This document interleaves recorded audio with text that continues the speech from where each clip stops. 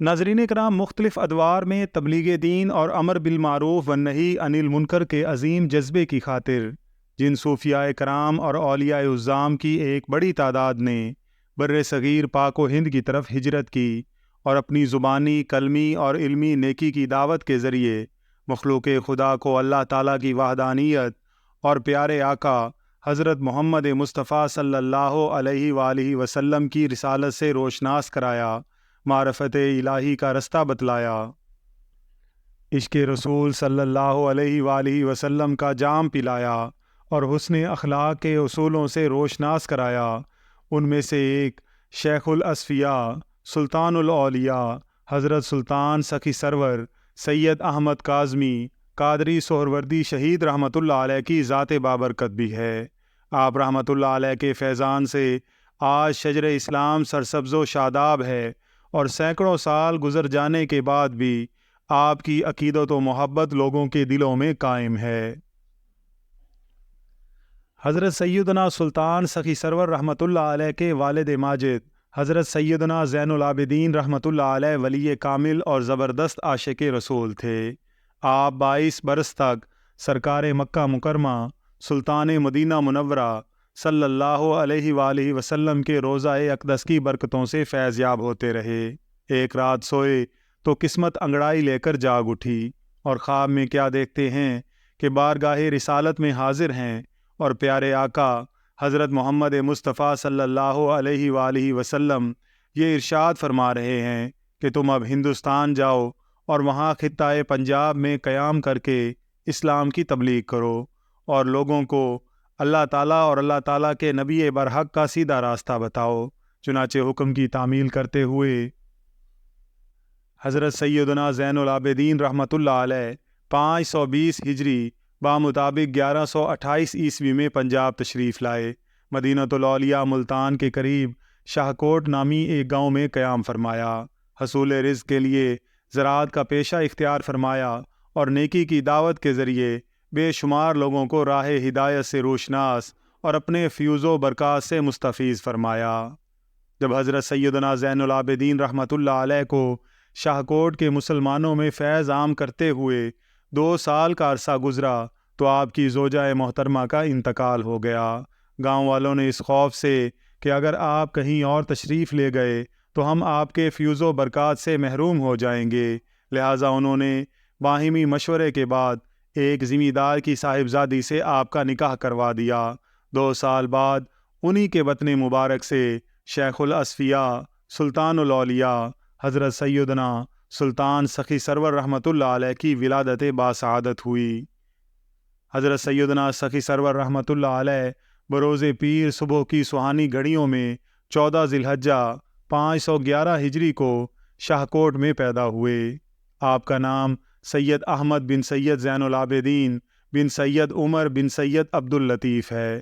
آپ رحمۃ اللہ علیہ کے القاب تو بہت ہیں مگر آپ سخی سرور کے لقب سے مشہور و معروف ہیں۔ آپ رحمۃ اللہ علیہ کا سلسلہ نسب چند واسطوں سے سید الشہداء حضرت سیدنا امام حسین علیہ السلام سے جا ملتا ہے۔ آپ رحمۃ اللہ علیہ بچپن ہی سے بڑے ذہین تھے۔ اکثر اوقات والد ماجد سے شرعی مسائل سیکھتے رہتے۔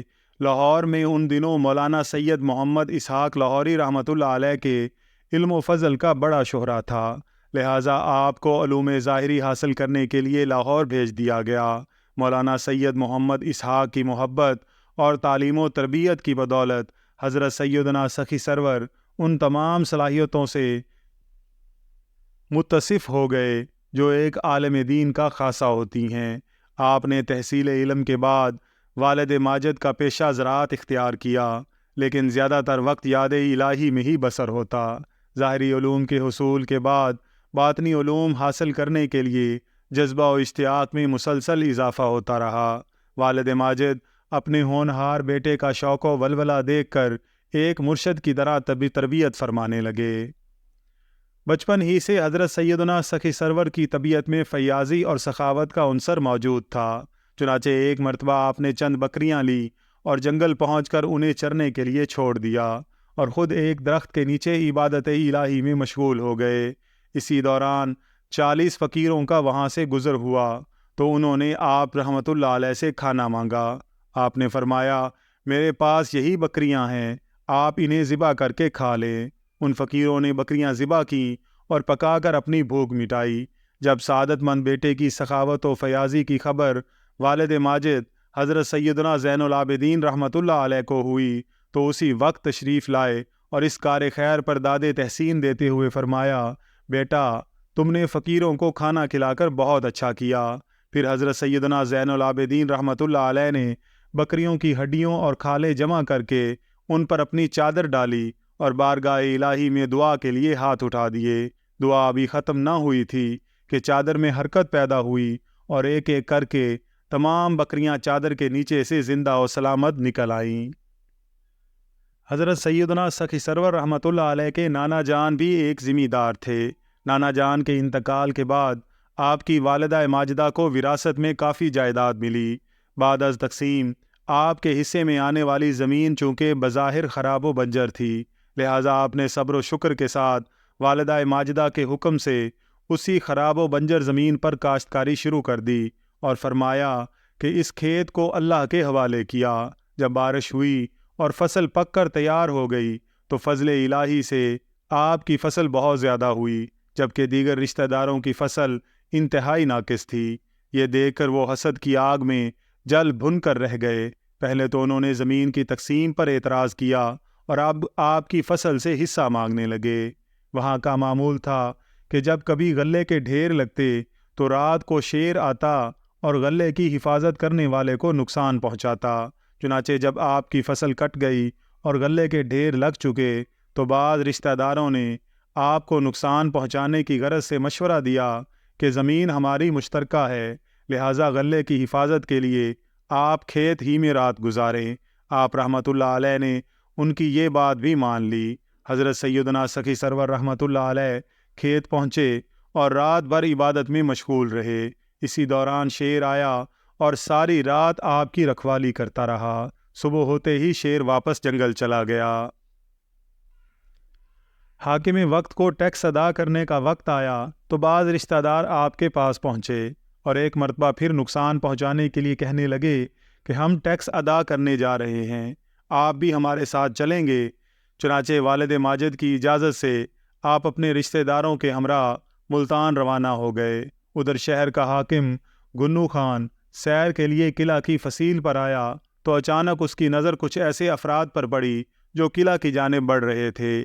حاکم یہ دیکھ کر گھبرا گیا کہ یہ کون سی مصیبت گلے پڑ گئی۔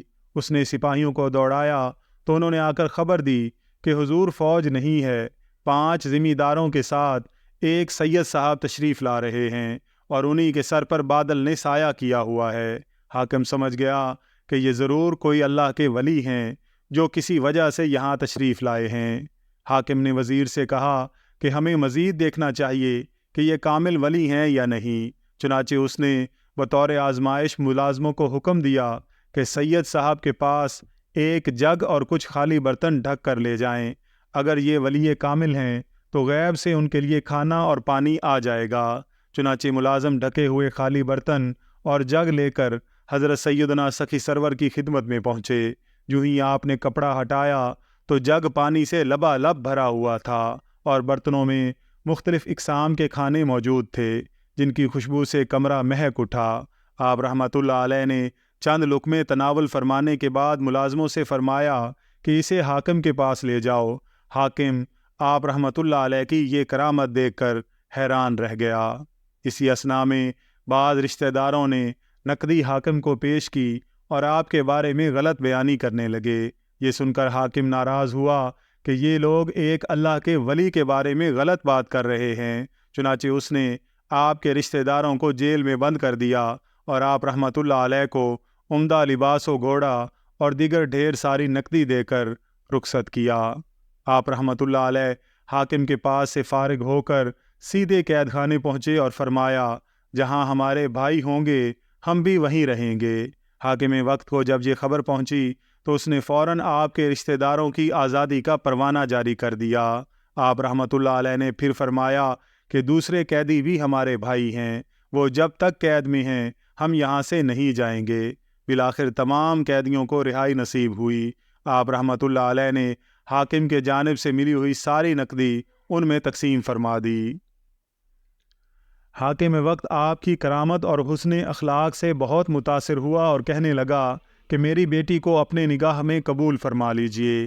آپ رحمۃ اللہ علیہ نے فرمایا کہ میں اپنے والدین کی اجازت کے بغیر یہ نکاح نہیں کروں گا۔ چنانچہ والدین کی رضا سے آپ رحمۃ اللہ علیہ کا نکاح حاکم شہر کی صاحبزادی سے ہو گیا۔ جب آپ رحمۃ اللہ علیہ اپنے والد ماجد حضرت سیدنا زین العابدین رحمۃ اللہ علیہ کے زیر سایہ سلوک کی منازل طے کر رہے تھے کہ ان کا انتقال ہوا۔ ایک طرف تو شفیق والد کے صاحبان سے محرومی کا صدمہ، تو دوسری جانب بعض رشتہ داروں کی بے مروتی بلکہ دشمنی اور ایذا رسانی سے آپ کا دل شاہ کوٹ سے اچاٹ ہو گیا۔ کوئی چاہت نظر نہ آئی، ہر طرف اداسی ہی اداسی نظر آئی۔ لہٰذا آپ رحمۃ اللہ علیہ نے سیاحت کا ارادہ کیا اور کسی ولی کامل کی بارگاہ میں حاضر ہو کر سلوک کی منازل طے کرنے کا فیصلہ کیا۔ اس دور میں عروس البلاد بغداد معلیٰ اسلامی فنون و علوم کا مرکز و منبع سمجھا جاتا تھا، جہاں دور دور سے لوگ اپنی علمی اور روحانی پیاس بجھانے آتے۔ پیران پیر، روشن ضمیر حضور غوث اعظم شیخ عبد القادر جیلانی رحمۃ اللہ علیہ اس وقت بغداد معلیٰ کی سرزمین پر رہ کر عالم اسلام میں اپنا فیض لٹا رہے تھے۔ حضرت سیدنا سخی سرور رحمۃ اللہ علیہ سفر کی تکالیف برداشت کرتے ہوئے اور مشکلات جھیلتے ہوئے بغداد شریف پہنچے اور حضور غوث پاک رحمۃ اللہ علیہ کے دست اقدس پر بیعت کا شرف حاصل کیا اور اکتساب فیض کیا۔ آپ رحمۃ اللہ علیہ کچھ عرصے شیخ الشیوخ حضرت سیدنا شیخ شہاب الدین سہروردی رحمۃ اللہ علیہ کی صحبت سے بھی مستفیض ہوئے۔ آپ رحمۃ اللہ علیہ سلسلہ عالیہ قادریہ کے عظیم بزرگ تھے۔ پاک و ہند میں آپ کی شہرت و مقبولیت، ولایت اور بزرگی کا چرچا ہے، لیکن آپ رحمۃ اللہ علیہ نے کسی کو اپنا خلیفہ مقرر نہ فرمایا۔ اس لیے آپ رحمۃ اللہ علیہ کا سلسلہ مشہور نہ ہوا، مگر اس کے باوجود آپ کے عقیدت مندوں کا شمار نہیں، جس کا نظارہ آپ رحمۃ اللہ علیہ کے عرس مبارک کے موقع پر کیا جا سکتا ہے۔ اولیاء کرام اللہ کے بندے، تقویٰ و پرہیزگاری کے پیکر اور ہر معاملے میں اطاعت الہی سے مزین ہوتے ہیں۔ اللہ اپنے ان مقبول بندوں کو طرح طرح کے اختیارات سے نوازتا ہے اور ان سے ایسی کرامات صادر ہوتی ہیں جو عقل انسانی سے وراء الورا ہوتی ہیں۔ آئیے حضرت سیدنا سخی سرور رحمۃ اللہ علیہ کی چند کرامات ملاحظہ فرماتے ہیں۔ ناظرین کرام، ایک مرتبہ آپ رحمۃ اللہ علیہ جنگل میں نماز پڑھ رہے تھے۔ قریب ہی درخت کے نیچے ایک غیر مسلم تھکا ہارا بیٹھا تھا، جس کے اکلوتے بیٹے کو جن اٹھا کر لے گیا تھا اور یہ اس کی تلاش میں مارا مارا پھر رہا تھا۔ اس پریشان حال اور مصیبت کے مارے کی نظر جب آپ رحمۃ اللہ علیہ پر پڑی تو آپ کی خدمت میں حاضر ہوا اور ہاتھ جوڑ کر عرض گزار ہوا کہ حضور، میرا ایک ہی بیٹا تھا جو گم ہو گیا ہے، اگر آپ اسے مجھ سے ملا دیں تو میں مسلمان ہو جاؤں گا۔ آپ رحمۃ اللہ علیہ نے دعا کے لیے ہاتھ اٹھا دیے۔ دعا سے فراغت کے بعد آپ رحمۃ اللہ علیہ نے اپنا ہاتھ آگے بڑھا کر زور سے جھٹکا تو وہ لڑکا آپ کے سامنے موجود تھا۔ لڑکے کے والد نے جیسے ہی اسے دیکھا تو فرط محبت سے لپٹ کر خوب رونے لگا۔ جب سیل اشک رک گیا تو اس نے اپنے لخت جگر سے پوچھا کہ تم کہاں چلے گئے تھے؟ جب سیل اشک رک گیا تو اس نے اپنے لخت جگر سے پوچھا کہ تم کہاں چلے گئے تھے؟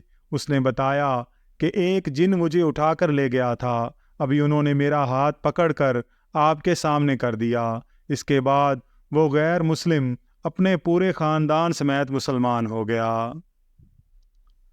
ناظرین کرام، ایک مرتبہ دہلی شہر میں ایسی وبا پھیلی کہ بہت سے لوگ اس کا شکار ہو کر مرنے لگے۔ دہلی میں ایک ایسا شریف گھرانہ بھی تھا جو آپ رحمۃ اللہ علیہ سے بے انتہا محبت و عقیدت رکھتا تھا، وہ بھی اس وبا کی زد میں آ گیا۔ چنانچہ اس گھر کا سربراہ سینکڑوں میل کا سفر طے کرنے کے بعد حضرت سیدنا سخی سرور رحمۃ اللہ علیہ کی بارگاہ میں حاضر ہوا اور اپنی پریشانی عرض کی۔ آپ رحمۃ اللہ علیہ نے اسے تھوڑا سا نمک دیا اور فرمایا کہ گھر کے نمک میں ملا کر استعمال کرو۔ چنانچہ اس شخص نے گھر جا کر ایسا ہی کیا تو اللہ تعالیٰ نے اس کے اہل خانہ کو شفا عطا فرما دی۔ سیاحت سے واپسی پر آپ رحمۃ اللہ علیہ شاہ کوٹ کے بجائے سہدرا تشریف لے گئے، جو لاہور سے تقریباً 60-70 میل کے فاصلے پر وزیر آباد سے متصل ہے۔ یہاں آپ نے دریائے چناب کے کنارے رہائش اختیار کی۔ آپ رحمۃ اللہ علیہ دن رات عبادت و ریاضت میں مصروف رہتے، جو دعا بارگاہ الہی میں کرتے وہ قبول ہو جاتی۔ چند ہی دن میں آپ رحمۃ اللہ علیہ کی بزرگی اور ولایت کے چرچے عام ہو گئے۔ شہرت اور مقبولیت کا یہ عالم ہو گیا کہ لوگ دور دور سے آ کر آپ کے گرد پروانہ وار جمع ہو جاتے۔ جو حاجت مند در اقدس پر پہنچ جاتا، دامن مراد بھر کر لے جاتا۔ دکھ درد اور تکلیف کا مارا آتا تو سکھ چین لے کر لوٹتا، پریشان حال آتا تو خوش باش ہو کر جاتا۔ آپ رحمۃ اللہ علیہ لوگوں کے مسائل حل کرنے کے ساتھ ساتھ ان کی روحانی تربیت بھی فرماتے۔ لوگ آپ کی خدمت میں نظر و نیاز پیش کرتے تو آپ سب کچھ غریب و مستحق افراد میں تقسیم فرما دیتے۔ کبھی ایسا نہ ہوا کہ آپ اپنے لیے بھی کچھ بچا کر رکھا ہو۔ اسی وجہ سے لوگوں نے آپ کو لکھ داتا اور سخی سرور جیسے القاب سے یاد کرنا شروع کر دیا۔ سہدرا کے بعد آپ نے دھونکل نامی گاؤں کو شرف قیام بخشا اور مخلوق خدا کو فیض یاب کیا۔ آپ کی آمد سے قبل مقامی لوگ پانی کی قلت کا شکار تھے۔ چند دنوں کے بعد آپ کی عبادت گاہ کے قریب پانی کا چشمہ جاری ہو گیا۔ آپ رحمۃ اللہ علیہ کی ذات بابرکات تبلیغ اسلام اور اصلاح خلق کے لیے وقف تھی، اس لیے کسی ایک مقام پر مستقل قیام نہیں فرمایا۔ آپ جہاں بھی جاتے کثیر آبادی ان کی عقیدت مند بن جاتی اور فیوز و برکات سے مستفیض ہوتی۔ آپ رحمۃ اللہ علیہ نے خصوصیت کے ساتھ لاہور، ملتان، دھونکل، سہدرا، ایمن آباد اور ڈیرہ غازی خان میں قیام فرمایا۔ آپ رحمۃ اللہ علیہ کو وطن سے جدا ہوئے کئی سال بیت چکے تھے، لہٰذا فطری طور پر وطن کی محبت دامنگیر ہوئی تو آپ نے رخت سفر باندھا اور شاہ کوٹ تشریف لے آئے، مگر آپ کی تشریف آوری بعض رشتہ داروں کو ایک آنکھ نہ بھائی اور پرانی دشمنی لوٹ آئی۔ ہونا تو یہ چاہیے تھا کہ ولی کامل کی آمد پر اپنی آنکھیں بچھاتے مگر آنکھیں دکھانے لگے، ہاتھ چومتے مگر ہاتھ اٹھانے لگے، زبان سے تعریف و توصیف کے پھول لٹاتے مگر زہر میں بجھے تان و تشنیع کے تیر چلانے لگے، ہمدرد غم گسار بن کر اپنی آخرت سنوارتے مگر حسد و جلن کی پٹی اپنے آنکھوں سے اتار نہ سکے۔ ولی کامل کی عظمتوں کا اعتراف کر کے اخروی درجات کی بلندی چاہتے مگر دنیا کی محبت غالب آئی اور اخروی عذاب کے امیدوار ہوئے۔ ایک طرف تو پورا خطہ حضرت سیدنا سخی سرور کے حسن اخلاق اور کرامات سے متاثر ہو کر آپ کا عقیدت مند ہو چکا تھا، ہر ایک کے نزدیک آپ کی شخصیت محترم اور قابل تعظیم تھی، مگر دوسری جانب آپ کے اپنوں نے ہی ستانا شروع کر دیا۔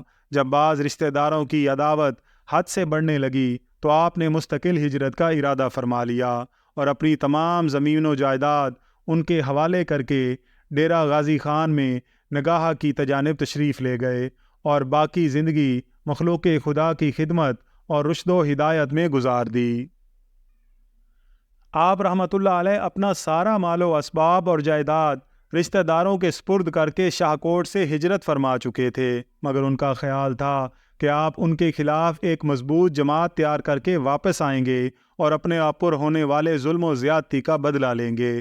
چنانچہ بد باطن اور سفاک رشتہ داروں نے آپ کو شہید کرنے کا انتہائی گھنونا منصوبہ بنایا اور اس پر عمل کرنے کے لیے لوگوں کو آپ کے خلاف اکسا کر ایک مضبوط جماعت تیار کر لی اور 22 رجب المرجب 577 ہجری بمطابق 1181 عیسوی کو انتہائی سخت حملہ کر کے آپ رحمۃ اللہ علیہ کو شہید کر دیا۔